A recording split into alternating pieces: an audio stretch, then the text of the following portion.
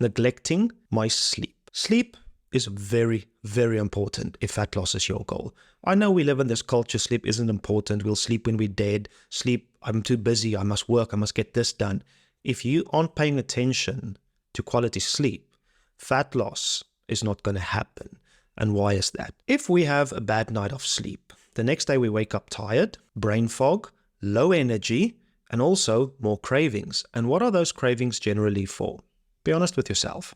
It's those highly processed things. But on top of that, it also affects our satiety hormones, namely ghrelin, our hunger hormone, and leptin, our satiety hormone. The next day, you'll be more sensitive to your hunger hormone, which means more hunger, and you'll be less sensitive to your leptin hormone, the satiety hormone. So which means if I have the normal plate of food I eat every day, but I had a bad night of sleep, that plate of food won't satiate me so much, so I might go dish up a second helping, which means more energy consumption. That's where bad sleep leads to keeping that weight on. Also, where it gets even worse, a week of 6 hours or less of sleep, you are less insulin sensitive, which means blood glucose is a bit higher, which makes your blood glucose spikes ups and downs worse. That also then leads to what down the line? Prediabetes, hypertension, cholesterol issues.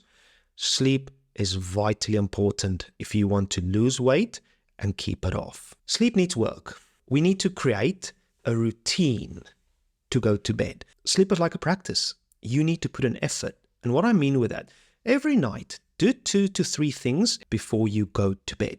That might be make a cup of tea, go read a book for a few minutes, have a nice relaxing meditation session, or do a bit of journaling. Anything, just 2 to 3 things you do every night before you go to bed. The longer you do it, the moment you start doing those, the body will start calming down. You'll get into the mode of going to bed and you will sleep. Sitting in your bed scrolling Instagram and Facebook until midnight, nothing constructive happens. And you are going to pay the price tomorrow with more brain fog, more cravings, less satiety, and the fat's not going to come off.